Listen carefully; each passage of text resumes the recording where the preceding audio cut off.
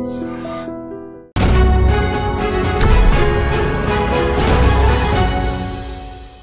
And welcome to the point. Cinema ఇండస్ట్రీలో తరచూ మనం వివాదాస్పద అంశాలు బయటికి రావడం, దానిపై సోషల్ మీడియాలో దుమ్మెత్తిపోయడం చూస్తూ ఉంటాం. ఇవాళ రాజ్ తరుణ్ విషయంలో ఏం జరిగింది, ఎందుకు ఇన్ని ప్రశ్నలు ఉన్నాయంటే చట్టం ఏం చెప్తోంది, అలాగే సామాజిక పరంగా ఏవేవి తప్పులు, ఏవి న్యాయం కాదు, ఏది ధర్మం, అన్ని అంశాలు మాట్లాడే ప్రయత్నం చేయబోతున్నాం. రాజ్ తరుణ్ నిజంగా ఇంప్లికేట్ కాబోతున్నాడా, ఒకవేళ అయితే ఏమిటి దాని పరిష్కారం ఏంటి, చట్టంలో ఏ ఏ ప్రొవిజన్స్ ఉన్నాయి దీనికి సంబంధించి, ఇవన్నీ మాట్లాడబోతున్నాం. మనతో పాటు ప్రస్తుతం స్టూడియోలో ఉన్నారు పిఓడబ్ల్యూ వ్యవస్థాపకురాలు అండ్ ఉద్యమకారిణిగా అందరికీ సుపరిచితులు సంధ్య గారు. నమస్కారం సంధ్య గారు. అలాగే సీనియర్ ఫిల్మ్ జర్నలిస్ట్ అండ్ విశ్లేషకులు అందరికీ సుపరిచితులు భరద్వాజ్ గారు మనతో ఉన్నారు. నమస్కారం సార్, స్వాగతం సార్. అలాగే రేడియో జాకీగా, అలాగే చాలా స్వతంత్ర భావాలు ఉండే ఒక వ్యక్తిగా మనందరికీ సుపరిచిత వ్యక్తి శేఖర్ భాష, ఆర్జే శేఖర్ భాషకి స్వాగతం. కొద్దిసేపట్లో జాయిన్ కాబోతున్నారు రిటైర్డ్ జస్టిస్ అండ్ సుప్రీంకోర్టు న్యాయవాది నేరెళ్ల మాల్యాద్రి గారు. చట్టం కోణ నుంచి చట్టం ఏం చెప్తోంది ఇటువంటి విషయాల్లో అని కూడా తెలుసుకునే ప్రయత్నం చేయబోతున్నారు. ఫస్ట్ ఆఫ్ ఆల్ భరద్వాజ్ గారు, క్లుప్తంగా మీతో ఎందుకు మొదలు పెడుతున్నాం అంటే, అసలు టు సమ్ అప్ ఇంతవరకు ఏం జరిగింది హెడ్లైన్స్ రూపంలో చెప్పుకుంటే, రాజ్ తరుణ్కి ఒక అమ్మాయికి ఉండే బంధం, అది పెళ్లి చేసుకుంటాను అని చెప్పిన తర్వాత అతను మోసం చేశాడనే ఒక యాంగిల్ రావడం, మరోవైపు డ్రగ్స్ అనే ఒక అంశం ముడిపడి ఉండడం, ఇవన్నీ కలగలిసి కనిపిస్తుంది. ఏం జరుగుతుంది సార్ ప్రస్తుతం? డ్రగ్స్ అనేది ఒక ఆరోపణగా ముందుకు వచ్చిందండి. అవును, ఏది వీళ్ళ మధ్య గొడవ మొదలైన తర్వాత పరస్పర ఆరోపణలు జరుగుతాయి సహజంగానే. అతని ధోరణిలో ఈ డ్రగ్స్ అనే దాన్ని ఎజెండాలోకి తీసుకొచ్చాడు. ఇది జరిగింది. అయితే వాళ్ళిద్దరూ పెళ్లి చేసుకున్నారా లేకపోతే లివింగ్ లో ఉన్నారా అనేది పక్కన పెట్టేస్తే కలిసి ఉన్నారు అనేది వాస్తవం. అవును, ఇద్దరు అడ్మిట్ చేశారు దాన్ని. అడ్మిట్ చేశారు. ఇప్పుడు విడిపోవాలి అంటే విడిపోయే పరిస్థితి వచ్చిన తర్వాత విషయం రోడ్డు మీదకి వచ్చింది. అవును, ఆ పరిస్థితికి వచ్చిన తర్వాత ఎందుకు ఇంకా దీన్ని ప్రొలాంగ్ చేస్తున్నారు అనేది, అంటే ఆ అమ్మాయి ఇప్పటికీ ఒక మాట మాట్లాడుతోంది లావణ్య. అంటే అతను నాకు కావాలి అనే మాట నిన్న వాళ్ళ లాయర్ గారి సమక్షంలో మాట్లాడుతూ ఉంది. అంటే అనేక ఆరోపణలు ఈఎంఐ వైపు నుంచి కూడా జరిగినాయి. అవును, అంటే వేరే అమ్మాయితో అతనికి రిలేషన్ ఉందని ఇవన్నీ మాట్లాడేశారు. రైట్. ఎవరైనా సరే మ్యారేజ్ కావచ్చు, అది లివింగ్ కావచ్చు, ఏదైనా కావచ్చు, ఇద్దరు మనుషులు కలిసి ఉన్నారు అంటే కలిసి అప్పటి వరకు ఉన్నారని మాత్రమే అర్థం చేసుకోవాలి. ఇద్దరు రెండు యూనిట్లు, ఇద్దరు మనుషులు. అవును, ఎవరి బ్రాటప్ వేరు, ఎవరి అవగాహనలు వేరు, ఎవరి అభిప్రాయాలు వాళ్ళకు ఉంటాయి. అవును, ఏ ఇద్దరు అభిప్రాయాలు కలిసి ప్రతి సందర్భంలోనూ ఒకేలా ఉండాలని ఉండదు. కరెక్ట్. ఇద్దరు మనుషులు కాబట్టి ఖచ్చితంగా ఏదో ఒక విషయంలో అభిప్రాయ భేదం వస్తుంది.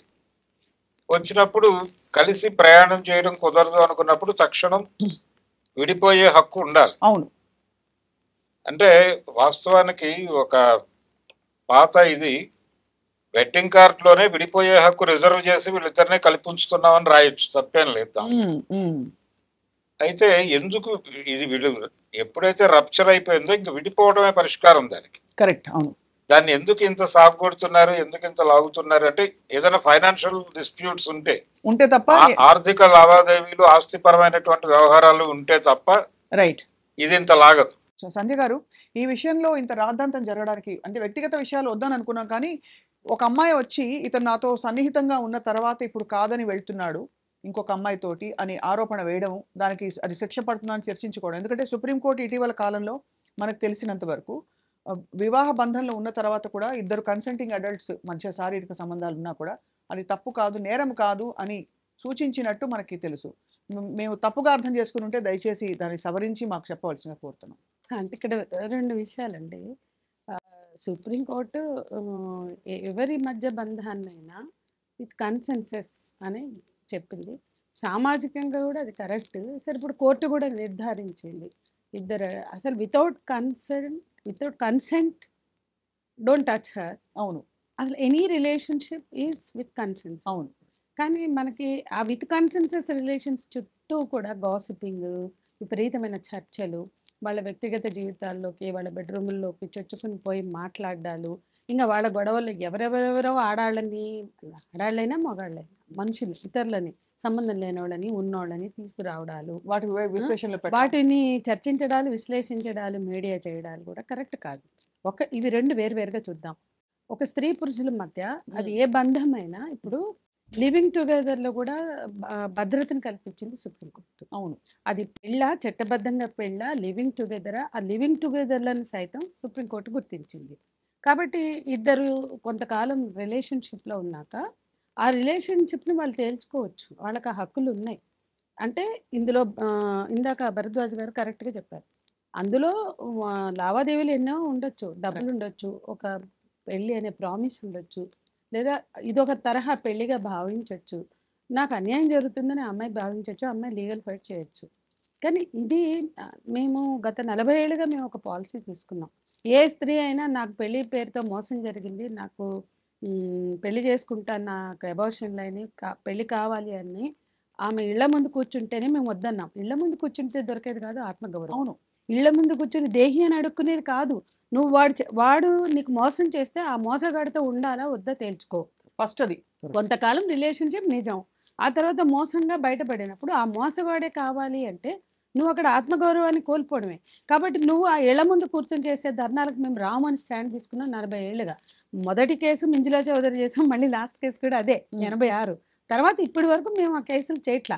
సంగీత రెడ్డి అనే అమ్మాయి కూర్చుంటే కూడా, అమ్మ నీకు అట్లా కూర్చుంటే ఎన్ని నెలలు కూర్చున్నా న్యాయం జరగదు, నీకు అన్నిళ్ళని జూమ్ చేసి చూపించి 4 రోజులు నడిపిస్తారు మీడియా అని కూడా నేను చెప్పాను. అది లైవ్లో కూడా చెప్పాను. మీరు ఎందుకు రారు అంటే కూడా నేను చెప్పాను. నా ఖచ్చితమైన అభిప్రాయం మేము పాటిస్తుంది ప్రగతిశీల మహిళా సంఘంగా. ఇటువంటి వ్యక్తిగత జీవితాల్లో ఉండేటువంటి మ్యారేజ్ అనే రిలేషన్షిప్ కొనసాగించడమా, విడాకులు తీసుకోవడమా, వీటి మధ్య ఒకరికి అంగీకారం ఉంటుంది, ఒకరికి అంగీకారం ఉండదు. సో వాళ్ళ మధ్య ఉన్న వైలెన్స్ కానీ, లేదా ఇతరత్ర అన్యాయాలు, డబ్బులు, లావాదేవీలు ఏమన్నా ఉంటే తేల్చుకునే అవకాశం ఉంది, తేల్చుకునే హక్కు కూడా ఉంటుంది. కానీ అది అందరి సమస్య కాదు, మీడియాలో చర్చించవలసిన అవసరం లేదు. కాబట్టి ఎవరి వ్యక్తిగత జీవితాల్లో కూడా తొంగి చూసి వీళ్ళకి రిలేషన్ ఉంది, వీళ్ళకి ఆ పిల్లలు వీళ్ళకే పుట్టారు. ఇప్పుడు ఆదివాసీ మహిళ ఆంధ్రప్రదేశ్లో ఒక ఉద్యోగిని, ఆ అమ్మాయి జీవితం చుట్టూ కూడా జడ్జిమెంట్లు ఇచ్చి పడేస్తున్నారు, మీడియాలో కూర్చోబెట్టి మాట్లాడుతున్నారు. ఎంత అన్యాయం అండి అసలు! ఆ అమ్మాయిని ఈ పిల్లలు నీకు పుట్టలేదని 2016లో విడాకులు తీసుకున్న భర్త వచ్చి నాకు పుట్టలేదంటాడు. ఇట్లా అతను మాట్లాడితే బుద్ధి లేదా? ఇవాళ మన చుట్టూ ఎంతమంది విడాకులు తీసుకున్న మనుషులు ఉన్నారు? వాళ్ళందరి ఎక్స్ జీవితాల్లోకి వెళ్తున్నారా? వెళ్ళి ఫలానా వాళ్ళు 2016లో విడాకులు తీసుకున్నాడు, వాళ్ళ 8 ఏళ్ళ తర్వాత నా భార్యని మాట్లాడుతుంటే ఎట్లా ఆమె భార్య అవుతుంది విడాకులు తీసుకున్నాక? అంటే అంత వ్యక్తిగత కక్షలతో ఎవరైనా మీడియాలో పెట్టడానికి ప్రయత్నిస్తే మీడియా ఎంటర్టైన్ చేయవచ్చా? చేయకూడదు, ఖచ్చితంగా చేయకూడదు.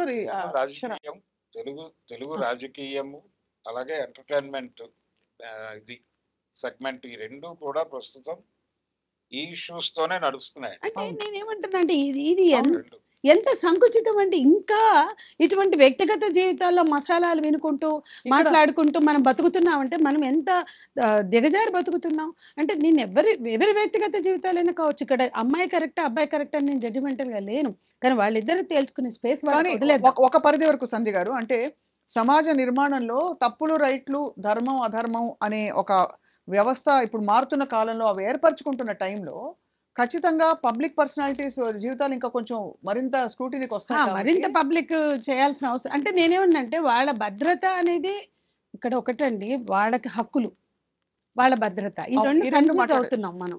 ఎందుకంటే ప్రతి వాళ్ళకి హక్కులు ఉంటాయి, సెలబ్రిటీలకు భార్యలకి భర్తలకు కూడా హక్కులు ఉంటాయి. వాళ్ళ పర్సనల్ ప్రైవసీలోకి వెళ్ళి మాట్లాడే హక్కు ఎవరికి లేదు.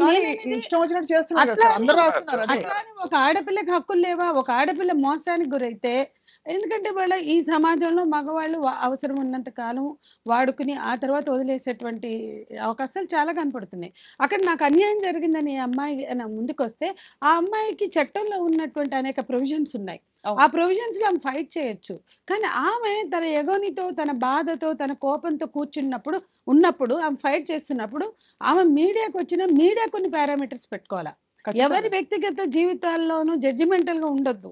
అట్లాగే వాళ్ళు కక్షతోనో బాధతోనో కోపంతోనో చెప్పాలనుకుంటే దాని చుట్టూ చాలా హింస జరుగుతుంది, చాలా మందిని బయటకు తెస్తున్నారు, అది కరెక్ట్ కాదు. రైట్. అంటే ఈ దాన్ని కాంటెక్స్ట్ మగవాళ్ళు ఉపయోగించుకుంటుంటే చట్టబద్ధంగా ఎట్లా ఫైట్ చేయాలి, దానికి ఒక లిమిటేషన్ ఉంటుంది, ఆ లిమిటేషన్ లో మీడియా మాట్లాడాలి. ఖచ్చితంగా అది అది గౌరవిస్తూనే చర్చను కొనసాగిద్దాం. సంధ్య గారు మంచి పాయింట్ చెప్పారు. బహుశా అలా చెత్త చెత్త కంటెంట్ చేసే ఛానల్స్ అందరికీ ఇది ఒక సూచన కావాలని కోరుకుంటున్నాం. ఆ, శేఖర్, మీరు రాజ్ తరుణ్కి వ్యక్తిగతంగా మీరు ఫ్రెండా? ఫ్రెండ్. ఈ రాజ్ తరుణ్ విషయంలో ఏం జరిగిందో మాట్లాడే అధికారం మీకు ఉందని మీరు భావిస్తున్నారా? సో ఏం జరిగింది అండ్ మీరు ఇవాళ ఈ చర్చలో పాల్గొనడానికి ఎందుకు వచ్చారు? మీరు కూడా ఒక పబ్లిక్ పర్సనాలిటీ కాబట్టి అడుగుతున్నాను. మేడం చెప్పినట్టు ఖచ్చితంగా అమ్మాయికి అన్యాయం జరిగితే మనం స్టాండ్ తీసుకోవాలి. కానీ ఒకసారి క్లియర్ కట్గా విడిపోయి మనం విడిపోదాం అని చెప్పి బ్రేకప్ చేసుకున్న తర్వాత కూడా నువ్వు వేరే వాళ్ళతో మూవ్ ఆన్ అయిపోయి వాడితో నీకేదో తగాదా వచ్చిందని చెప్పి ఇప్పుడు నాకు వాడొద్దు నువ్వే కావాలి అని అడిగితే అది ఎంతవరకు కరెక్ట్? సంధ్య గారిని అడుగుతాను. అంటే ఇది నేనేమంటున్నాను, కేస్ బై కేస్ వాళ్ళిద్దరి మధ్య ఉన్న బాండింగ్ ఏంటో నాకు తెలియదండి. కేసు అయితే మీరు చెప్పండి. Just అంటే నేను నేను అదే అడుగుతున్నా. నాకు అసలు వాళ్ళ బాండింగ్స్ వాళ్ళ తెలియదు. బాండింగ్ గురించి కదా, ఆ, ఇది ఒక అదే కేసు అనుకోండి. ఒక కేసు అయినా ఎవరైనా మూవ్ ఆన్ అయ్యాక మళ్ళా వెనక్కి వెళ్ళి మాట్లాడుకుని పరిష్కరించుకుంటే తప్పు కాదేమో, కానీ దాన్ని ఒక లీగల్ ఫైట్ గా మార్చాల్సిన అవసరం లేదు. ఫస్ట్ ఎవరైనా మూవ్ అవుతారు, ఒక స్త్రీ జీవితం అంటే నుంచి ఒక అదే పురుషుడు అంటున్నాను. మూవ్ అవుతాడు, ఒక పురుషుడి జీవితం నుంచి ఒక స్త్రీ ఒక మూవ్ అవుతుంది. ఒక అమ్మాయికి తన ఇష్టం లేకుండా భర్త అయినా సరే టచ్ చేయడం ఎంత తప్పు? అబ్బాయికి ఇష్టం లేకుండా నువ్వు నాకు కావాలి అని చెప్పి ఉద్యమాలు చేసి అదేదో తెలంగాణ ఉద్యమం స్వాతంత్ర పోరాటం అలా లాగడం అనేది కరెక్ట్ కాదు. అతనికి అంటే ఆ అమ్మాయి పరిష్కారం నాకు ఎలిగేషన్స్ లో వద్దు, నాకు ఏమి వద్దు, నాకు ఉన్నాయో వద్దు. కూడా తెలుసుకోవాలి. అది తెలుసుకోవడం అమ్మాయి- అంటే కోసం పెళ్లికి ముందు అతను ఏమైనా ఆశలు కల్పించి ఆ అమ్మాయితో సన్నిహితంగా ఆశలు- ఉండడం, అది కూడా అవన్నీ- చట్ట పరిధిలో అది తప్ప ఎంతవరకు నేరం అనేది ఆశలు కల్పించినా ఏం చేసినా ఫైనల్ గా నువ్వు వద్దు అనుకున్నప్పుడు ఫైనల్ ఏ భరణమో తర్వాత ఇంకోటో జరుగుతుంది తప్ప వద్దు అనుకున్న వాడు నువ్వు బలవంతంగా గుర్రాన్ని చెరువు దాకా తీసుకెళ్తానే తాగొచ్చలేవు. ఇక్కడ భరద్వాజ్ వద్దు గారు. అనుకున్న వాళ్ళని బలవంతంగా రిలేషన్షిప్ లో ఉండాలనుకోవడం ఎవరికి కరెక్ట్? అదే నేను చెప్తాను. ఇప్పుడు ఆవిడ కాంపన్సేషన్ అడగట్లా, నాకు వాడు కావాల్సిందే తెచ్చివ్వండి, మీడియా తెచ్చివ్వండి, లేకపోతే నేను అన్నం మానేస్తా, నేను సూసైడ్ చేసుకుంటా. రైట్. సార్ ఇందులో సార్ ఏదో చెప్తారు సార్. లేదండి, అదే అమ్మాయి నేను ఇందాక ప్రస్తావించింది కూడా అదే, అతనే కావాలి అనటం అనేది కొంత ఇబ్బందికరం. ఎందుకంటే అతను కూడా కొంచెం లైన్ దాటి మాట్లాడుతున్నాడు. ఎప్పుడైతే అతనికి పర్సనల్గా ఇంట్రెస్ట్, ఇష్టము, ఒక రిలేషను లేదు వాళ్ళ మధ్య, అది అయిపోయింది, చెదిరిపోయిన తర్వాత ఇంకా ఎందుకు ఈ పాకులాట అని. అవును. అండ్ ఇంకోటి అందరము అర్థం చేసుకోవాల్సిందంటే ఏ రిలేషన్ అయినా స్ట్రెయిన్ అయ్యాక అతను మోసగాడు అని నువ్వే మాట్లాడుతున్నావు. అంటే ఎవరైనా సరే, అదే అర్థం నేను కాదు. చాలా అవి మంది దొంగ బాధితులు ప్రమాణాలు వేసే కదా, ప్రశ్న సత్య గారు. ఏంటంటే వాడు మోసగాడు, వాడు అన్యాయం చేశాడు, మరి ఎందుకమ్మా వాడు అంటే వాడు నన్ను వదిలించుకోవాలని కోరుకుంటే మీరు కూడా అదే సజెస్ట్ చేస్తారని మా మీద కూడా కోపం తెచ్చుకుంటున్నారు బాధితులు. కానీ మేము వాళ్ళకి కూల్గా చెప్పేది ఏంటంటే వాడు మోసగాడు, వదిలేశాడు, నీ పట్ల గౌరవం లేదు, ఆ రిలేషన్షిప్ ఇద్దరు మ్యూచువల్ గా ఇద్దరు బలంగా కోరుకునేదిగా లేనప్పుడు రైట్. వదిలేస్తేనే ప్రశాంతంగా ఉంటావమ్మా అని మేము చెప్తుంటే అది అర్థం కావట్లేదు బాధితులకి. ఇక్కడైనా అంతే. ఒక్క నిమిషం సార్, నేరేళ్ల మాల్యాద్రి గారు జాయిన్ అయ్యారు. నమస్కారం సార్. నమస్కారం. మీరు కోర్టులో ఉన్నారు, మీ అమూల్యమైన సమయం 3 నిమిషాలు తీసుకుంటాం. ఒక అబ్బాయి సన్నిహితంగా ఉన్న తర్వాత అంటే పెళ్లి ప్రమాణాలు జరిగే పరస్పరం ఒకవేళ కొంతకాలం అయ్యాక అబ్బాయి ఆ ఐడియాని డ్రాప్ చేసుకుని దూరం అయినా కొంతకాలం గడిచిపోయినా కూడా అది చట్టపరంగా ఏమిటి సార్ దాని అంటే చట్టం ఏం చెప్తోంది? వాళ్ళు హిందువుల, ముస్లింసా, క్రిస్టియన్సా? హిందువులైతే పర్సనల్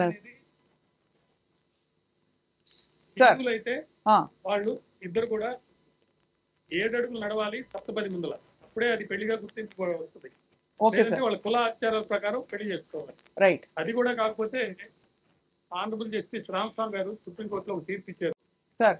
ఆ తీర్పు ప్రకారం సమాజంలో వాళ్ళిద్దరినీ భార్యాభర్తలుగా గుర్తించే విధంగా వాళ్ళ ప్రవర్తన ఉంటే, ఉదాహరణకి మన పక్కింట్లో ఎవరైనా చేస్తారు, వాళ్ళిద్దరూ భార్యాభర్తగా ఉంటారు, మనకు తెలిసి వాళ్ళిద్దరు భార్యాభర్తలే, వాళ్ళు పెళ్లి చేసుకున్నారా లేదా ఎవరు చూడరు, వాళ్ళ బిడ్డ కూడా ఉన్నారు, లేదా వాళ్ళిద్దరు వైఫ్ అండ్ హస్బెండ్ గా మాట్లాడుకుంటున్నారు, మనం వాళ్ళని గుర్తిస్తే కోర్టు కూడా అది గుర్తిస్తుంది వాళ్ళిద్దరు భార్యాభర్తలు. అది కొంతకాలం అయిన తర్వాత మిగతా వివాహాలాగానే ఈ వివాహం కూడా రిజిస్టర్ అయిందా లేదా అనేది పక్కన పెడితే, ఒకవేళ ఏదైనా కారణం వల్ల వాళ్ళిద్దరు మనస్పర్ధలు వచ్చి ఒకరికొకరు ఇష్టం లేకపోతే ఆ హిందూ చట్టం ప్రకారం 2 పద్ధతుల్లో వాళ్ళు విడాకులు తీసుకోవచ్చు. ఒకటి mutual consent, 2 break down theory. Break down థియరీలో తప్పు చూపించాలి, అది అడల్టరీనా, క్రూయల్టీనా, లేకపోతే ఏమైనా వెనీరియల్ డిసీజ్ వచ్చిందా, అట్లాంటి కొన్ని ప్రత్యేకమైనటువంటి గ్రౌండ్స్ ఉంటాయి. ఆ గ్రౌండ్స్ ప్రూవ్ చేస్తే తప్ప వాళ్ళకి ఖచ్చితంగా విడాకులు రావు. అయితే ఇక్కడ ఒకటేంటంటే, నాకు పెళ్ళే కాలేదు, ఈ అమ్మాయి నా భార్య కాదు, లేకపోతే ఈ అబ్బాయి నా భర్త కాదు, మోసం చేశాడు, చీటింగ్ చేశాడు అని ఒక పర్టికులర్ కేసు 420 కింద పెడుతుంటారు. లేదంటే నన్ను ఇబ్బంది పెడుతున్నాడు, నాకు ఫోన్ మెసేజ్ చేస్తున్నాడు, ఏదో రకరకాల కేసులు పెడుతుంటారు. అయితే సహజంగా వాళ్ళ భార్యాభర్తల అనుబంధం ఉందా లేదనేది పక్కన పెడితే, వాళ్ళిద్దరి మధ్యలో జరిగినటువంటి ఒక కాండక్ట్, ఒక డిస్ప్యూట్, వాటికి సంబంధించి వాళ్ళు ఏ సెక్షన్ కింద కేసు పెడితే దాని మీద పరిశోధన చేస్తారు, సాక్ష్యాలు సేకరిస్తారు. దానికి సంబంధించి ఏ నేరం అయితే వస్తుందో ఆ నేరానికి సంబంధించి, ముఖ్యంగా చీటింగ్ అని, లేకపోతే క్రిమినల్ బ్రీచ్ ఆఫ్ ట్రస్ట్ అని ఒకరికొకరు నమ్మకంగా ఉన్నప్పుడు కొన్ని వస్తువులు వాళ్ళకి ఇస్తుంటారు, నమ్మి కాగితాలు ఇస్తుంటారు, అటువంటి తిరిగి ఇవ్వకుండా పోవటం. మీరు ఏ పర్టికులర్ కేసుకి సంబంధించి అడిగితే నేను దానికి సంబంధించి చెప్తాను. జనరల్ రాజ్ తరుణ్ విషయంలో ఏం జరిగే అవకాశాలు కనిపిస్తున్నాయి సార్? అంటే అక్కడ శిక్షల దాకా చర్చించుకోవాల్సిన పాయింట్ ఏముంది సార్? రాజ్ తరుణ్ కేసులో 4 మలుపులు ఉన్నాయి సార్. ఒకటి, రాజ్ తరుణ్ ఒక పర్టికులర్ ఆయన కో యాక్ట్రెస్, ఆమె నేను అతనితో వివాహం కూడా పెళ్లి చేసుకున్నాను ఒక దేవాలయంలో, అంటే పెళ్లి అంటే తాళి కట్టించుకున్నానని చెప్తుంది. ఇతను కూడా 2017 దాకా అమ్మాయితోటి సహజీవనం చేసానికి పెళ్లి కాదంటున్నాడు. దాని తర్వాత నాకేం సంబంధం లేదంటున్నాడు. రైట్. అయితే ఇక్కడ ఒకటి ఏంటంటే, ఈ అమ్మాయి కొన్ని అడ్మిట్ చేసింది, నేను విడాకులు అంటే ఒక పర్టికులర్ డ్రగ్స్ కేసులో శిక్ష పట్టడం లేదా ఇంకేదో జరిగినాయి. Right sir. ఇక్కడ మస్తాన్ అనే ఒకతను బయటకు వచ్చాడు. ఆ మస్తాన్ వాళ్ళ తల్లి, ఆ మస్తాన్ తల్లి వచ్చేసేసి మస్తాన్ రైట్. ఆయన ఎవరైతే ఈ అమ్మాయి కేసు పెట్టిందో, రాజ్ తరుణ్ మీద కేసు పెట్టిన లావణ్య అనుకుంటాను, ఆ అమ్మాయి ఒక హీరోయిన్ మీద కూడా కేసు పెట్టింది. అవును. రెండో హీరోయిన్ మీద ఆ మస్తాన్ యొక్క తల్లి ఏం చెప్తుందంటే, నా కొడుకును కూడా ఈ అమ్మాయి ఇట్లే చేసింది, నన్ను ఇబ్బంది పెట్టింది, మేము కేసు పెట్టాము దాని తాలూకు అని చెప్పి, ఇట్లా అంటే ఒక కేసు ఒక మలుపు నుంచి 4 రకాల మలుపుల్లోకి. ఇప్పుడు రాజ్ తరుణ్ మీద ఒక కేసు ఉంటే, ఆ అమ్మాయి లావణ్య మీద కూడా ఒక కేసు ఉంది. అదే కాకుండా మస్తాన్ ఒక కేసు పెట్టున్నాడు. FIR లో నర్సింగ్ పోలీస్ స్టేషన్ లో చీటింగ్ కింద పెట్టారు. అంతకుముందు ఒక కేసు తిరగభద్ర స్వామి కూడా అమ్మాయికి థ్రెటనింగ్ అని అదే సార్ కూడా సార్ చెప్పడం జరిగింది. ఇప్పుడు రాజ్ తరుణ్ ఈ పరిస్థితుల్లో అంటే శిక్ష పడే అవకాశాలు ఉంటాయా సార్? అంటే ఎందుకంటే సుప్రీంకోర్టు కన్సెంటింగ్ అడల్ట్స్ మధ్య ఉండే శారీరక సంబంధాలు ఎప్పుడూ కూడా తప్పు కాదని చెప్పినట్టుగా మా ఎరుక సార్. మీరేమంటారు సార్? సుప్రీంకోర్టు చెప్పింది ఏంటంటే 497 అబాలిష్ చేసింది. 497 ఏం చెప్తుందంటే, ఇద్దరు భార్యాభర్తలుగా ఉన్నప్పుడు మరో వ్యక్తితోటి, అంటే భర్త కాని వ్యక్తితోటి భార్య, భార్య కాని వ్యక్తితో భర్త, అట్లా ఏదైనా సంబంధం ఉంటే 1-2 ల్యాప్సెస్ ఉంటే అది తప్పు కాదన్నారు. అయితే దాని కింద విడాకులు తీసుకునే గ్రౌండ్ అయితే ఉంది, కానీ శిక్ష పడేదానికి లేదు. కానీ ఇక్కడ ఈ అమ్మాయి పెట్టింది, నన్ను మోసం చేశాడు మ్యారేజ్ అని చెప్పి, ఇంకొక స్టార్ మాల్వి మల్హోత్రతోటి ఒక FIR నడిపాడు అని చెప్పి కేసు పెట్టింది. ఆమె భార్యాభర్తల సంబంధం పెట్టి దాని ద్వారా ఇంకొక అమ్మాయితో తిరుగుతున్నాడు అని చెప్పి కాదు కేసు పెట్టింది. నన్ను పెళ్లి చేసుకుంటానని చెప్పి మోసం చేసి నాకు అన్ని కార్యక్రమాలన్నీ జరిపి ఇప్పుడు పెళ్లి చేసుకోవడం లేదని రిటర్న్ కంప్లైంట్ ఇచ్చింది, చీటింగ్ చేశారని.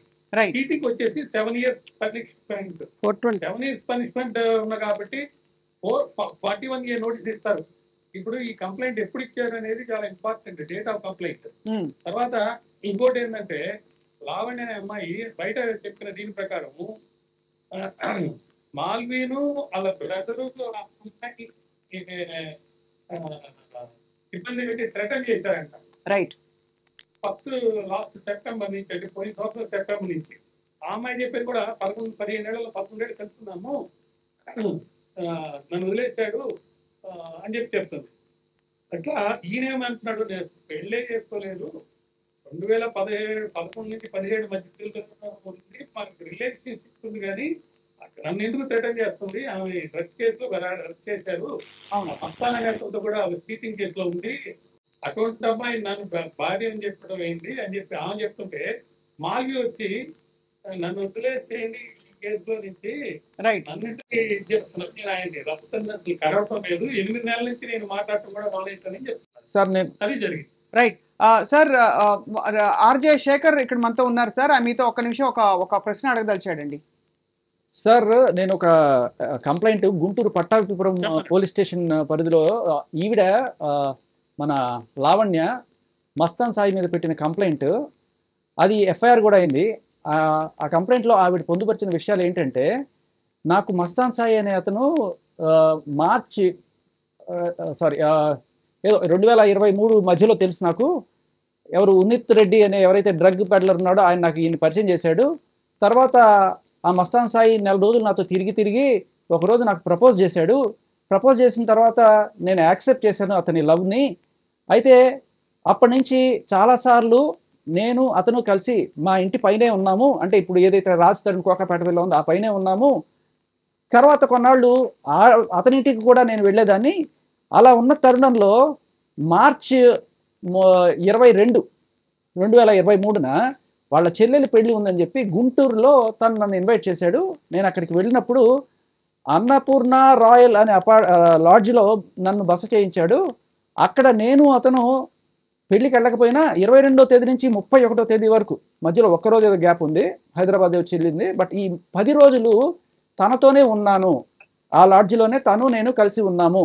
సో ఏమైనా చెప్పినప్పుడు యాక్సెప్ట్ చేశారు, అన్నీ అయినాయి. అంటే మీ పాయింట్ ఏంటి అంటే తనకు ఆల్రెడీ ఇంకొక బంధం అతనితో ఉందని ఆవిడే చెప్తుంది, నేను చెప్పడం కాదు. ఆవిడ పెట్టిన కంప్లైంట్ లో చెప్తున్నాను, ఆవిడ పెట్టిన కంప్లైంట్ ఉంది. సో కాకపోతే 31వ తేదీ పొద్దున 6 గంటలకి మా మధ్య ఏదో గొడవ అయింది. అతను నన్ను దారుణంగా కొట్టాడు, బ్రూటల్గా కొట్టాడు, నన్ను మీద మర్డర్ అటెంప్ట్ చేశాడు, అంతేకాదు నన్ను రేప్ కూడా చేశాడు అని చెప్పి 376 ఇంకా నానా రకాల సెక్షన్లతోటి అతని మీద గుంటూరు పట్టాభిపురంలో పోలీస్ స్టేషన్లో కేసు పెట్టింది. అది మస్తాన్ మీద. సో అంటే ఇప్పుడు వేరే వాళ్ళ సాక్ష్యం ఏమక్కర్లా, ఆవిడ రిలేషన్ లో ఉంది అని చెప్పడానికి నేను అడిగేది అదే.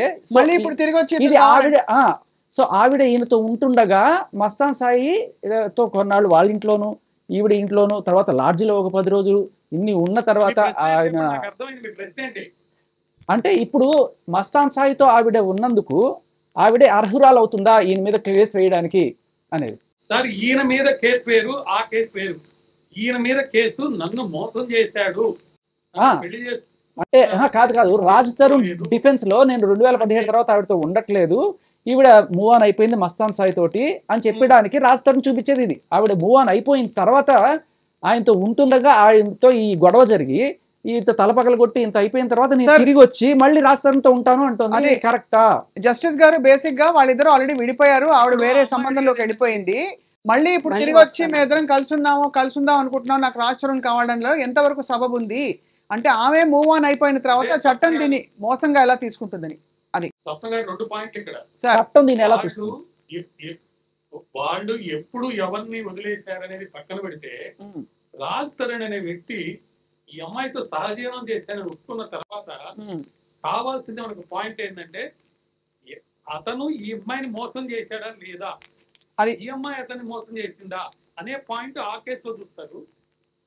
ఆ పర్టికులర్ కేసు సందర్భంలో ఈ కాండక్ట్ ఈ అమ్మాయి ఒప్పుకుంది కదా, అది షీఈ్ యాక్సెప్టింగ్, నేను అతనితోటి మస్తాన్ తోటి ఉన్నాను పలానా దగ్గర అని చెప్పి ఒప్పుకుంటుంది కాబట్టి రైట్, అది కూడా ఎవిడెన్స్ ని తీసుకొని రైట్ ఈ చీటింగ్ కేసులో ఆ అమ్మాయి కాంటాక్ట్ ని పరిశీలిస్తారు. అంటే ఆవిడ క్లియర్ ఆ కేసుకి ఈ కేసుకి సంబంధం లేదు. అండ్ సార్ ఆవిడ తిరగచ్చు, ఆవిడ క్లియర్ కట్ గా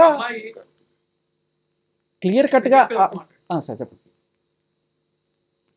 ఒక భార్య గాని భర్త గాని సహజీవనం ఉన్నా లేకపోయినా ఒక మ్యారేజ్ ఎఫ్ఐఆర్ లో ఉన్నప్పుడు లేకపోతే మ్యారేజ్ జరిగింది అనుకున్నాం, అట్లా ఉన్నప్పుడు బయట తిరిగింది కాబట్టి నేను మోసం చేశాను అని అంటే అది వేరు. కానీ ఇక్కడ అమ్మాయి చెప్పేది నన్ను మోసం చేశాడు అని చెప్తుంది, ప్లస్ ఫలానా మస్తాన్ అనేతో కూడా నేను తిరిగాను, ఇదిగో ఈ కంప్లైంట్ ఇచ్చాను అని ఆమె ఒప్పుకుంటుంది. ఆ కాండక్ట్ కి ఈ కాండక్ట్ కి తరుణ్ కాండక్ట్ కి తరుణ్ అనే అతను రాజ్ తరుణ్ అనే అతను మోసం చేశాడా లేదనే పాయింట్ లో కన్సిడర్ చేసేటప్పుడు ఈ ఆస్పెక్ట్ కన్సిడర్ చేస్తారు ఖచ్చితంగా సార్. ఇది బేస్ చేసుకొని ఈ అమ్మాయికి ఈ దాంతో స్థలం ఉంది కాబట్టి నేను మోసం చేశానని కాదు కదా ఆయనకి. ఇంకొక కోణం సార్, ఇంకొక కోణం సార్. అర్థమైంది. ఇది కాదు, ఇంకొక కోణం. ఒక్క నిమిషం. సో జస్టిస్ గారు, మీరు అన్నది మాల్యాద్రి గారు చాలా, అంటే 2 ఇండిపెండెంట్ కేసెస్ గా చూడాలంటున్నారు. ఏదేమైనా కాండక్ట్ ఒకటి, వాడి తర్వాత ఆ పర్టికులర్ కాంట్రాక్ట్, అంటే వాళ్ళ understanding, mutual understanding between them అనే ఒక పాయింట్ తీసుకుని నిర్ధారణ చేస్తుంది గౌరవ కోర్టు అని మీరు అంటున్నారు సార్. మీ అమూల్యమైన సమయం ఇచ్చినందుకు సార్ మాల్యాద్రి గారు ధన్యవాదాలు. ఎందుకంటే ఈ చర్చని కొనసాగించబోతున్నాం. ఇందులో వచ్చే అనేక కోణాలు ఉన్నాయి. రాబోయే రోజుల్లో బహుశా కొత్త యాంగిల్స్ కూడా పుట్టుకొస్తున్నాయి. కానీ ఇవాళకి మీరు చెప్పిన ఇన్ఫర్మేషన్ సార్ చాలా మందికి, అంటే ఇటువంటి పరిస్థితుల్లో ఏ మార్గం అవలంబించాలో డెఫినెట్గా ఒక direction sir. Thank you so much sir. నమస్కారం. సో సంధ్య గారు, మీరు ఇక్కడ మాల్యాద్రి గారు కూడా చెప్పారు, ఏ రిలేషన్షిప్ అయినా అతను అంగీకరిస్తూ ఏం అంగీకరిస్తున్నప్పుడు నాకు మోసం జరిగింది, లేదా నన్ను మోసం చేశాడు, నన్ను హింసించాడు అని గంట చెప్తా, అంతవరకు చూడాలి అంతే. అంటే ఆమెకి వేరే రిలేషన్షిప్ ఉన్నా, అట్లాగే ఇప్పుడు కొంతమంది పిల్లలు పుడతారు రిలేషన్షిప్లో, కానీ ఆమెకు నాతో పెళ్లి కాలేదంటారు. పెళ్లి అయినా కాకుండా పిల్లలు పుడితే పిల్లల హక్కులు ఇక్కడ కాదు, ఇక్కడ ఒకటే ఈ కేసులో కాదు, ఇక్కడ ఒకే పాయింట్ అడుగుతాను. ఇప్పుడు ఇద్దరు వ్యక్తులు ఒక అండర్స్టాండింగ్ లో ఉన్నారు, ఇద్దరు విడిపోయాక ఈ అండర్స్టాండింగ్ లేదు అని విడిపోయిన తర్వాత వీళ్ళు వేరే అండర్స్టాండింగ్ లోకి వెళ్ళారు, వీళ్ళు వేరే అండర్స్టాండింగ్ లోకి వెళ్ళిపోయి ఉండొచ్చు. కానీ మళ్ళీ ఈ అండర్స్టాండింగ్ వర్కౌట్ అవ్వలేదు కాబట్టి వాళ్ళిద్దరూ కలిసి మళ్ళీ నాకు అప్పుడు మోసం జరిగిందని 5 ఏళ్ల తర్వాత వచ్చి చెప్పడం దాన్ని ఎలా పరిగణించాలన్నది క్వశ్చన్. విడిపోయాక తిరిగి నేను అతనితో ఉంటాను అని డిమాండ్ చేయడం, ఆ తర్వాత అతనితో ఉండేలాగా చేయమనడం, అది సబబైన డిమాండ్ కాదు. ఒకటి విడిపోయాక. 2 ఎట్లా విడిపోయారు? చట్టబద్ధంగా విడిపోయారు, చట్టబద్ధంగా కలిసి లేరు, చట్టబద్ధంగా కలిసి లేరు, చట్టబద్ధంగా విడిపోయారు. కాబట్టి అక్కడ పోలీసుల ముందున్న కేసుని పూర్వపరాలు పరిశీలించి చర్చించాల్సిందే తప్ప, దాన్ని డిసైడ్ చేయాల్సిందే తప్ప, దాంట్లో మనం ఎథికల్గా చూస్తే ఎవరైనా గత జీవితాలు ఉంటాయి, మళ్ళీ గత జీవితాల్లోకి తొంగి చూసి మూవ్ ఆన్ అయిపోయాక క్లెయిమ్ చేయడం అనేది నైతికంగా కరెక్ట్ కాదు. ఒక కోణం అమ్మా, ఇప్పుడు ఒక డ్రగ్ అబ్యూస్ చేసే పర్సన్ కనుక ఉంటే వాళ్ళు చాలా అరెటిక్గా బిహేవ్ చేస్తుంటే మనం కొన్ని కాల్స్ కూడా విన్నాం, చాలా దారుణంగా అరవడం అనేది. సో వాళ్ళతో ఉండడం కొన్నిసార్లు డేంజర్. వాళ్ళు దాని పారామీటర్ వేరు, వాళ్ళు ఉండగలరా లేరా అనేది ఆ పారామీటర్ వేరు. అదే నేను అంటున్నా, కేసులో అసలు అలా బయటకు తెచ్చేసి పరుస్తున్నారు పబ్లిక్ గా, అది కరెక్టే కాదు నేను అనేది. ఆ ఇద్దరి మధ్య నైతికంగా విడిపోయాక తిరిగి గత చరిత్రను తోడి నేను ఉండాలి అని క్లెయిమ్ చేయడం ఎంత తప్పో, ఆమె చుట్టూ ఆమె పర్సనల్ ఇష్యూస్ని తీసుకొచ్చి మీడియాలో పెట్టడం కూడా తప్పే. ఇవన్నీ జరగకూడని విషయాలండి. ఆ ఇద్దరు వ్యక్తులు కలిసి ఉండగలమా లేదా? ఓకే, గతంలో ఉన్నాము, అయ్యాం, తిరిగి ఉండడానికి వాళ్ళు మాట్లాడుకుని ఉండలేము అనుకుంటే తేల్చుకోవాలి. ఈమె క్లెయిమ్ చేయడం కరెక్ట్ కాదు. అతను ఆమె ఇట్లాంటిది అట్లాంటిది ఆమె రిలేషన్షిప్స్ అని మాట్లాడుతూ ఈమె ఇంకొక ఆడపిల్లల్ని తేవడం కరెక్ట్ కాదు. ఇది కరెక్ట్ కాదు. జీవితాలను హింసలోకి తీసుకెళ్ళడం. రైట్. భరద్వాజ్ గారు, మీ మాట sir finally, and also Shekhar మీ మాట కూడా ఐ వాంట్ టు నో. మీరు దీనిలో ఎవరైనా సరే ఇద్దరు కలిసి ఉండలేని పరిస్థితి ఉన్నప్పుడు, అది పెళ్లి కావచ్చు, లివింగ్ కావచ్చు, ఏదైనా కానీ వాళ్ళిద్దరూ కలిసి ఉన్నారు అనేది వాస్తవం. ఇద్దరు అడ్మిట్ చేశారు దాన్ని. ఏ ఇద్దరైనా సరే కలిసి ఉన్నప్పుడు, కలిసి ప్రయాణించడం కుదరదు అనుకున్నప్పుడు విడిపోవడం అనేది సబబు. అలా వెళ్ళిపోవడమే. అంటే ఆర్థిక లావాదేవీలు ఏమైనా ఉంటే దాని గురించి మాట్లాడేసుకుని మూవ్ ఆన్ అయిపోవాలి. అంటే కలిసి ప్రాపర్టీస్ ఏమైనా కొన్నారా, లేకపోతే ఇంకా దేని మీదైనా ఇన్వెస్ట్మెంట్లు ఉన్నాయా, అవి క్లియర్ చేసుకుని మూవ్ ఆన్ అయిపోయి వెళ్ళిపోవటమే. అంటే దీనివల్ల ఏం జరుగుతుందంటే అనవసరమైనటువంటి హింసతో పాటు వీళ్ళ మీద వాళ్ళ దగ్గర ఉన్నటువంటి రకరకాల సమాచారాలు వీధిలో పెడతారు. ఇప్పుడు ఇక్కడ జరుగుతోంది అదే. సంబంధించి బట్టబయలు చేయడమే. రకరకాలుగా వాళ్ళకు సోర్స్ ఉంటుంది, ఏదో రకంగా కొంత సమాచారం తెలుస్తుంది. తెలిసిన దాన్ని ఇప్పుడు పబ్లిక్ డొమైన్ లో పెడుతున్నారు. అవును, అమ్మాయి పెడుతోంది, ఇతను పెడుతున్నాడు. ఇది కరెక్ట్ కాదు. కరెక్ట్, ఇద్దరు కరెక్ట్ కాదు ఆ విషయంలో. కానీ ఖచ్చితంగా శేఖర్ మీరు అన్న పాయింట్ కరెక్టే. ఆల్రెడీ ఆ అమ్మాయి మూవ్ ఆన్ అయిన ఎవిడెన్స్ ఆ అమ్మాయి ఇచ్చిన FIR ద్వారానే తెలుస్తోంది. మూవ్ ఆన్ అయిపోయిన వ్యక్తి అక్కడేదో కుదురుకోలేదని చెప్పి మళ్ళీ ఇలా తిరిగి రావడం ఈ సందర్భంలో ఏమిటని మీరు ప్రశ్నిస్తున్నారు. Right right. సో అదొకటే అంటే మూవ్ ఆన్ అయిన వ్యక్తులు వాళ్ళిద్దరూ కన్సెన్సస్ తో తిరిగి జాయిన్ అయిన వాళ్ళు ఉన్నారు. అలా కానీ అవ్వచ్చు. అది హింసలోకి వెళ్ళి ఇట్లా క్లెయిమ్ చేసుకుని డిమాండ్లు చేసి ఇప్పుడు అదే బెదిరించుకోవడాలుగా ఉండకూడదు. రైట్ యా కరెక్ట్ సంధ్య గారు పర్ఫెక్ట్ గా చెప్పారు. మూవ్ ఆన్ అయిన తర్వాత ఒకళ్ళు వద్దు అనుకుంటున్నప్పుడు లేదు లేదు, ఖచ్చితంగా నన్ను లేదు. క్షమించు నేను వస్తానని అడగడంలో తప్పులేదు. Move on కానీ కాకపోయినా నువ్వు చేయలేదు. కావాల్సిందే అని డిమాండ్ చేయడం ఒకటే లేదు అసలు డిమాండ్ ఎవరికైనా సరే డిమాండ్కి అవకాశమే లేదు. ఎవరికైనా సరే ప్రేమ ఉన్నప్పుడు కలిసి ఉందామని అడగటానికి ఒక మమకారం మాత్రమే ఉంటుంది, విడిపోయే వాళ్ళకి అధికారం ఉంటుంది. ఎందుకంటే విడిపోవడం అనేది అది ఖచ్చితంగా అధికారమే. విడిపోవాలనుకున్న వ్యక్తి దగ్గర ఒక ఆర్గ్యుమెంట్ ఉంటుంది, కలిసి ఉందామనే వాళ్ళ దగ్గర వేరే వ్యూహం ఏదో ఉన్నట్టుగా అనుమానం వస్తుంది. రైట్ అందుకని విడిపోయే హక్కును గౌరవించాలి. యా శేఖర్ మీరు ఫైనల్లీ అసలు మనం చూస్తున్న కోణమే ఇది కరెక్ట్ కాదు అంటాను. ఇది మనం చూస్తున్న యాంగిల్ ఏదో వాళ్ళిద్దరు కొట్టుకున్నారు, వాళ్ళకి ఈవిడికి న్యాయం జరుగుతుందా ఈవిడికి న్యాయం జరుగుతుందా అనేది కాదు. నిజానికి ఇది హైదరాబాద్ యూత్ సమస్య. ఏంటంటే డ్రగ్స్ మహమ్మారి మన హైదరాబాద్. ఇవాళ పొద్దున కూడా మనం న్యూస్ చూసాం, పెద్ద స్టార్ తమ్ముడు కూడా దాంట్లో ఇన్వాల్వ్. అవును అవును ఇలా చాలా వందల మంది రోజు డ్రగ్స్ బారిన పడి పిచ్చి వాళ్ళు అయిపోతున్నారు, పిచ్చిగా బిహేవ్ చేస్తున్నారు. సో పోలీసులు చాలా చాకచక్యంగా నాక్ డౌన్ చేసి వాళ్ళు తీస్తే వాళ్ళు బెయిల్ మీద బయటకు వస్తున్నారు. ఈ అమ్మాయికి 45 రోజులు అంటే 3 సార్లు బెయిల్ నిరాకరించింది కోర్టు. అంటే ఆ కేసులో ఎంత తీవ్రత ఉంటే అలా వచ్చిన అమ్మాయి కేసుని ఇన్ఫ్లుయెన్స్ చేయకూడదు. కానీ ఆవిడ వచ్చి ఏం చేస్తుంది, పోలీస్ మీద అన్డ్యూ ప్రెషర్ పెడుతుంది. ఏమని, పోలీసులు నన్ను ఫ్రేమ్ చేశారు అంటే, పోలీసులు అంటే ఇండైరెక్ట్గా మాల్వి మల్హోత్రా అండ్ రాజ్ తరుణ్ నన్ను ఫ్రేమ్ చేశారు అంటే ఏంటి, వాళ్ళు వీళ్ళకి లంచాలు ఇచ్చి ఫ్రేమ్ చేయించారని చెప్పి. అంటే డైరెక్ట్గా వీళ్ళ మీద ఎవరైతే ఎంక్వైరీ ఆఫీసర్స్ మీద, దాంతోపాటు ఆత్మహత్య చేసుకుంటాను నేను అని చెప్పి అన్డ్యూ ప్రెషర్ పోలీస్ మీద పెట్టి కేసుని తప్పుదోవ పట్టించే ప్రయత్నం చేస్తుంది. అండ్ ఇంకొక దారుణమైన విషయం ఏంటంటే, ఈ కేసు బయటకు వచ్చినప్పుడు ఖచ్చితంగా ఫోన్లో ఎవరెవరు డీటెయిల్స్ ఉన్నాయని చెప్పి చెక్ చేసినప్పుడు రాజ్ తరుణ్ పేరు ప్రస్తుతంగా తెలుస్తుంది. వాళ్ళు వచ్చి ఎంక్వైరీ చేస్తారు. ఎంక్వైరీ చేసినప్పుడు రాజ్ తరుణ్ని అడిగినప్పుడు ఏదో వాళ్ళ స్టైల్లో ఎంక్వైరీ చేసినప్పుడు మరి ఏదో చెప్పకపోతే నువ్వు కూడా ఇరుక్కునే పరిస్థితి, నువ్వు తాగుతావా ఇది చేస్తావా అని చెప్పి టెస్టులు కూడా చేసి ఉంటారు. ఆయన ఇప్పటికే జైల్లో ఉండుంటాడు. షారుఖ్ ఖాన్ కొడుకే తప్పలేదు, మనం వీళ్ళు తప్పించుకుంటారని అనుకోలేము. అలాంటి రాజ్ తరుణ్ ఏమన్నా ఇన్ఫర్మేషన్ ఇచ్చి అవునండి ఈవిడ తాగుతుంది లేకపోతే చేస్తుంది, ఇప్పుడు ఆయన సాక్ష్యం చెల్లకూడదంటే ఏం చేయాలి, ఈయన నాకు హోస్టైల్ అవ్వాలి, నాకు ఇంక శత్రుత్వందని ప్రూవ్ చేసుకుంటే రేపు కోర్టులో ఈవిడ మీద పెట్టిన సెక్షన్ ఏదైతే ఉందో 22B రెడ్ విత్ 3(8)C, ఇది 10 ఏళ్ళు జైలు శిక్ష. 5 గ్రాముల మెత్ దొరికింది ఆవిడ దగ్గర. మెత్ కంప్లీట్ ఇది పోలీసులు బయట పెట్టిన విషయాలు. ఇది కంప్లీట్ మీకు డీటెయిల్స్ అన్ని దీంట్లో ఉన్నాయి. సో అందుకనే ఆవిడకి రాలేదు. ఇప్పుడు ఏంటంటే వీళ్ళు కొట్టుకోవడాలు, వీళ్ళు కలుస్తారా లేదా అనేది నథింగ్ జనాలకి. అంటే మీడియా ఎక్కువగా దీనికి టైం వెచ్చిస్తుంది తప్ప లిటరల్లీ ఇలాంటి డ్రగ్ కేసు భారద్వాజ్ గారు అండ్ సంధ్య గారు మీరు దయచేసి అంటే మీరు కూడా మీ మాట చెప్పాలి ఈ పాయింట్ మీద. అంటే ఇక్కడ మేజర్ రిలేషన్షిప్ ని మీడియా ఒక యాంగిల్ లో డిస్కస్ చేస్తుంది. దాన్ని మేమిద్దరం స్పష్టంగా చెప్పేసారు గారు. ఈ డ్రగ్స్ విషయం డ్రగ్స్ అంటే డ్రగ్స్ మహమ్మారి ఇవాళ మొత్తం యూత్ ను చుట్టుముట్టింది, చాలా మంది జీవితాలను విధ్వంసం చేస్తుంది. ఈ డ్రగ్స్ కంట్రోల్ అనేది గాంజా డ్రగ్స్ ఈ రెండు సినిమా ఇండస్ట్రీలో ప్రముఖుల నుంచి బస్తీలలో పిల్లల వరకు తాగుతున్నారు, చాలా విచ్చలవిడిగా అమ్ముతున్నారు. దానివల్ల స్త్రీలపై హింస, పసిపిల్లలపై హింస, మైనర్ బాలికల మీద హింస, వాళ్ళు హింసించుకోవడం, వాళ్ళ కుటుంబాల్లో సభ్యుల మీద స్త్రీలు తాగి పురుషులు కూడా హింసిస్తున్నారు. మనుషులు ఎవరు మనం ఆమె చుట్టే కదండి, ఎవరు అంటే ఎవరు తాగినా ఇంకొకరిని హింసించేటువంటి స్థితి డ్రగ్స్ కు ఉందండి. కాబట్టి డ్రగ్స్ ని కంట్రోల్ చేయడంలో పోలీసు వ్యవస్థ వైఫల్యం, మనం వ్యక్తుల చుట్టే తిప్పడం కన్నా ఇది ఈ వ్యవస్థలో వైఫల్యం చెందిన పోలీసు ఉండడానికి బెయిల్ క్యాన్సిల్ చేయాల్సిన అవసరం ఎంతైనా ఉంది, లేకపోతే రీహాబిలిటేషన్ పంపించాల్సిన అవసరం ఎంతైనా ఉంది. మీరు ఒకటండి, 2 కన్ఫ్యూజన్స్ ఉన్నాయి ఇప్పుడు మీ ఆర్గ్యుమెంట్లో, శేఖర్ భాష ఆర్గ్యుమెంట్లో.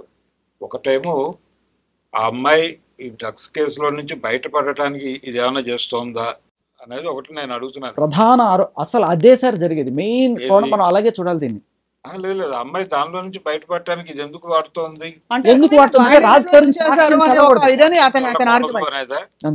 వాడిన చెల్లుబాటు అవ్వదండి. డ్రగ్స్ కి సంబంధించిన అయిపోలేదు సార్ అదే చెప్తాను సార్, అందరూ కూడా అయిపోయింది అనుకున్నారు. 45 రోజులు శిక్ష కాదు, 45 రోజులు బయటకు వచ్చింది. శిక్ష పడితే 10 ఏళ్ళు సార్. అది శిక్ష ట్రయలే కాలేదండి, రిమాండ్ అంతే. రిమాండ్ అయినా కూడా నేను ఒక మాట, అమ్మాయి అసలు అమాయకమైన ఒక ఆడ కూతుర్ని ఏమీ లేకుండా తీసుకెళ్లి 45 రోజులు జైల్లో పెట్టి రేపు నువ్వు నిర్దోషం వస్తే మనం ఊరుకుంటారమ్మా. ఒక నిర్దోషి అని ఎవరు చెప్పారు ఇప్పుడు? ఆమె మీద మనం మళ్ళా డ్రగ్స్ చుట్టూ కూడా ఆమెను మనం అంటే చర్చించాల్సిన ఒకటి అవసరం లేదు. సంధ్య గారు అంటుంది ఆమె ఏంటంటే డ్రగ్స్ తీసుకుంటే చట్టం తన డ్రగ్స్ పని కేసులో ఉంటే చట్టం ఖచ్చితంగా తన పని తను అది చేసిపోతుంది, తెలుస్తుంది. మన జడ్జిమెంట్లు ఇవ్వద్దన్నది సంధ్య గారి మనకు తెలియదు కదా. ఆ కేసు వల్ల మొగుడు వదిలేసి ఉండొచ్చు ఆ అమ్మాయిని. ఇంత చేసి నువ్వు నిర్దోషం అని వదిలేస్తే ఆ అమ్మాయికి జరిగిన నష్టం ఎవరు వదిలేశారు? ఎవరు వదిలేశారు? రేపు గనక ఆవిడ నిర్దోషి అని తేలితే డ్రగ్స్ కేసులో ఆవిడ మొగుడు వదిలేశాడు, ఆవిడ మీద ఇంత ప్రచారం జరిగింది, ఎంత పరువు నష్టం, ఎంత జీవితం కోల్పోయింది ఆవిడ, దీనికి ఎవరు బాధ్యులు? పోలీస్ బాధ్యులే కదా. మీరు అంటే మనం అన్ని వైపులు ఒకసారి బ్యాటింగ్ చేయలేము. ఇక్కడ విషయం ఏంటంటే అనేక రకాల కేసులు ఉన్నాయి కాబట్టి మీ శేఖర్ మీ పాయింట్ ఎవరైనా ఇక్కడ అమాయకుల మీద అన్యాయంగా డ్రగ్స్ పెడితే అది వేరే వాదన. సో ఇప్పుడు పోలీస్ వాళ్ళు కరెక్టా కాదని తేవాల్సిన విషయం కూడా ఉంది. ఖచ్చితంగా అంటే దానిలో అమ్మాయి దగ్గర డ్రగ్ దొరికింది అనేది కూడా చెప్తున్నారే. అవును, డ్రగ్ తో పాటు ఆ హుక్కా పీల్చేది ఇంకా అదే అది ఎస్టాబ్లిష్ అయిపోయింది. ఒకవేళ అమ్మాయి డ్రగ్ తీసుకుంది అనుకుందాం, డ్రగ్ తీసుకుంటుంది, ఆ హ్యాబిట్ ఉంది అనుకుందాం, దానికి దీనికి ఏమిటి లింకు? సార్ డ్రగ్ తీసుకుంది అనే పాయింట్ కదా సార్. డ్రగ్ పెడలర్ అంటే ఈవిడ డ్రగ్స్ అమ్ముతోంది, 1500 కొని 6000 అమ్ముతున్నారు. డ్రగ్స్ కేసులు, రేప్ పార్టీలు ఉన్నాయి సినిమా వాళ్ళ సరే, మీద. రేప్ వాళ్ళు పార్టీలు వాళ్ళు ఎదుర్కోవాల్సిందే. ఏమిటంటే దీనికి లింక్ కాదు సార్. నేను చెప్పేది హైదరాబాద్ యూత్ చెడిపోకుండా ఉండాలంటే ఇలా ఆ డ్రగ్ పెడలర్స్ ని మనం ఫస్ట్ తీసుకెళ్లి లోపల వెళ్ళి బెయిల్ మీద బయటకు వచ్చి కేసుని డైవర్ట్ చేసి మొత్తం ఇతను అంటారు ఏంటంటే ఆ కేసు నుంచి పక్కదో పట్టించడానికి ఇక్కడ హాస్టిలిటీ ద్వారా పోలీసులకి ఏదో బ్రైబ్ ఇచ్చో లేకపోతే వాళ్ళని ఇన్ఫ్లుయెన్స్ చేసి ప్రెషరైజ్ చేసి కేసు ఈ అమ్మాయి పై పెట్టించారు వీళ్ళిద్దరు అన్నది ఆరోపణ.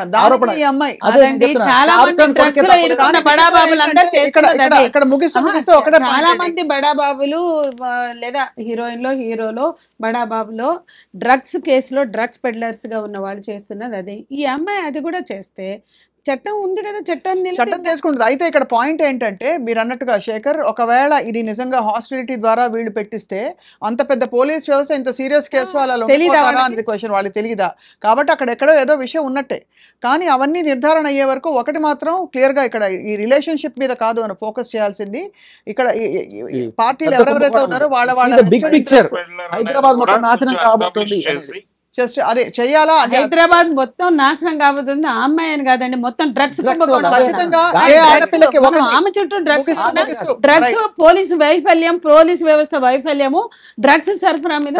అదే అంటున్నాను, పోలీసులు ఇంత కష్టపడి పట్టుకుంటే వాళ్ళని తప్పుదారి పట్టించే ప్రయత్నం చేయకూడదు అంటున్నాను నేను. రైట్. మొత్తానికి ఒకటి మాత్రం, ఇది డ్రగ్స్ కేసు వేరే అని అంటే కూడా చట్టం ముందు అందరూ సమానం. సినిమా స్టార్స్ కావచ్చు, ఆడవాళ్ళు కావచ్చు, పురుషులు కావచ్చు, ఎవరైనా చట్టపరంగా జరగవలసిన చర్యలు, జరగవలసిన న్యాయం తప్పకుండా జరుగుతుందని ఆశిస్తున్నాం. భరద్వాజ్ గారు, ఈ డైలాగ్ నీ వారం అంతా కంటిన్యూ చేద్దాం. ఎందుకంటే ఇది అంటే డ్రగ్స్ కోణం నుంచి వాళ్ళ వ్యక్తిగత సంబంధం ఎవరికి అసలు సంబంధం లేని విషయం సార్. డ్రగ్స్ కోణం నుంచి ఈ డ్రగ్స్ ఎందుకు దీనికి పరిష్కారం దొరకట్లేదని మాత్రం తప్పకుండా మాట్లాడదాం. మీకు ధన్యవాదాలు సార్. పొలిటికల్ ఇది ఉంది డ్రగ్స్ వ్యవహారంలో, రాజకీయ పరమైనటువంటి ఇన్వాల్వ్మెంట్ లేకుండా డ్రగ్స్ జరగదు. అది ఎవరిని పట్టుకున్న రాజకీయమే, వదిలేసిన రాజకీయమే. పార్టీల ఇన్వాల్వ్మెంట్ మీద దృష్టి పెట్టాల్సినటువంటి అవసరం ఉంది. రైట్. శేఖర్, మీరు మళ్ళీ రావాలి ఐ డ్రీమ్ స్టూడియోస్ కి మరింత మీ అభిప్రాయాలు వ్యక్తపరచడానికి ఈ అంశంపై. సంధ్య గారు, మీకు కూడా చాలా సంస్కారవంతంగా చర్చని కొనసాగించినందుకు మీ అందరికీ కూడా ధన్యవాదాలు. నమస్కారం and thank you all for watching.